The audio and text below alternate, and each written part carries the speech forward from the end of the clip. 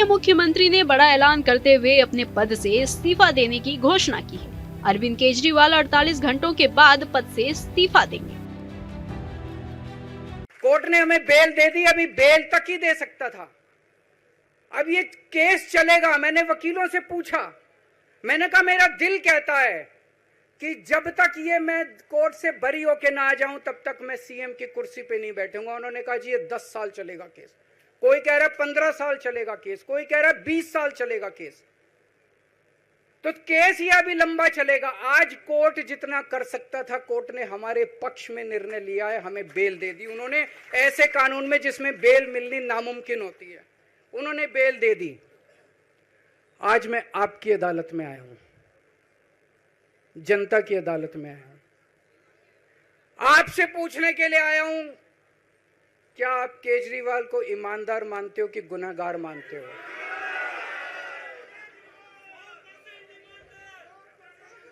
मैं दिल्ली की जनता से पूछना चाहता हूं, मैं देश की जनता से पूछना चाहता हूं कि क्या केजरीवाल ईमानदार है कि गुनहगार है?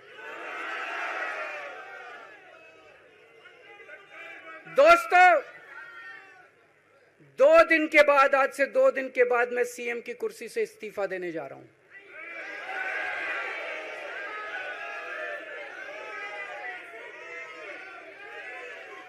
और मैं तब तक सीएम की कुर्सी पे नहीं बैठूंगा जब तक जनता अपना फैसला ना सुना दे।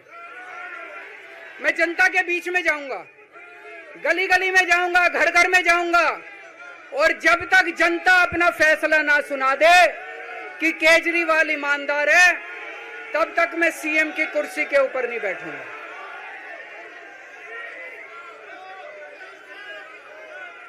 दिल्ली में करवट ले रही राजनीति का असर पड़ोसी राज्य हरियाणा में कितना होगा, ये तो 8 अक्टूबर को नतीजों के बाद साफ हो जाएगा। लेकिन उससे पहले ये बड़ा सवाल है कि दिल्ली के मुख्यमंत्री का पद छोड़ने वाले अरविंद केजरीवाल हरियाणा में आम आदमी पार्टी को मुख्यमंत्री पद दिला पाएंगे या नहीं। कांग्रेस से बात नहीं बनने पर हरियाणा के चुनावी समर में सभी 90 सीटों पर आप अकेले ही लड़ रही है। हालांकि कांग्रेस से गठबंधन की उम्मीद में पार्टी ने 10 सीटें मांगी थी, जो कांग्रेस को उसके रणनीति के हिसाब से ज्यादा लग रही थी। इसलिए दोनों पार्टियों के बीच बात नहीं बनी और लोकसभा में एक साथ ही रास्ते पर चली दोनों पार्टियों के रास्ते बदल गए। हालांकि जब ये कहानी गढ़ी जा रही थी, आम आदमी पार्टी अपने सबसे बड़े चेहरे को जेल से बाहर आने का इंतजार कर रही थी। अब जब पार्टी का वो चेहरा जमानत पर बाहर आ चुका है, पार्टी को हरियाणा में बड़ी संभावनाओं की उम्मीद होगी। आम आदमी पार्टी राज्य के सभी 90 सीटों पर चुनाव लड़ रही है।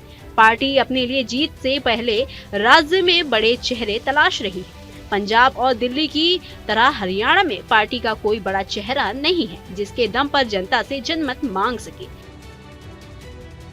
ऐसे में जब राज्य में पार्टी को सबसे ज्यादा जरूरत है, पार्टी के लिए अच्छी खबर यह है कि अरविंद केजरीवाल जमानत पर बाहर हैं। लेकिन दिल्ली की राजनीति में व्यस्त केजरीवाल हरियाणा में पार्टी के लिए कितना कुछ कर पाएंगे, ये भी बड़ा सवाल है।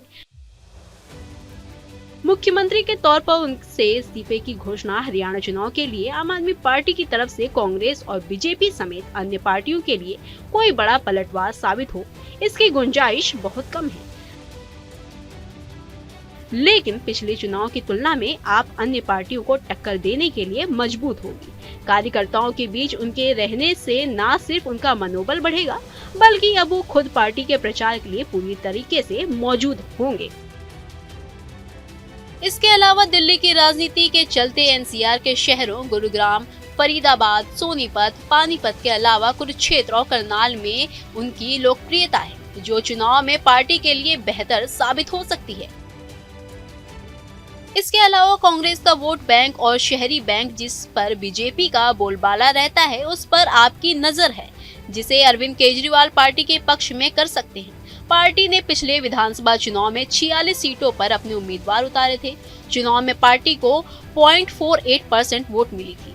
ये वोट कांग्रेस के लिए चुनाव में नुकसानदायक रहे। ऐसे में दिल्ली के बाद अब केजरीवाल की अगली चाल पर लोगों की नजर है, जो हरियाणा के लिए उन्होंने बचा कर रखी है। हालांकि ये तो चुनाव के नतीजों से साफ होगा कि अरविंद केजरीवाल का जादू हरियाणा में कितना चलेगा। हरियाणा विधानसभा की 90 सीटों के लिए 5 अक्टूबर को वोट डाले जाएंगे, जबकि 8 अक्टूबर को नतीजे घोषित होंगे।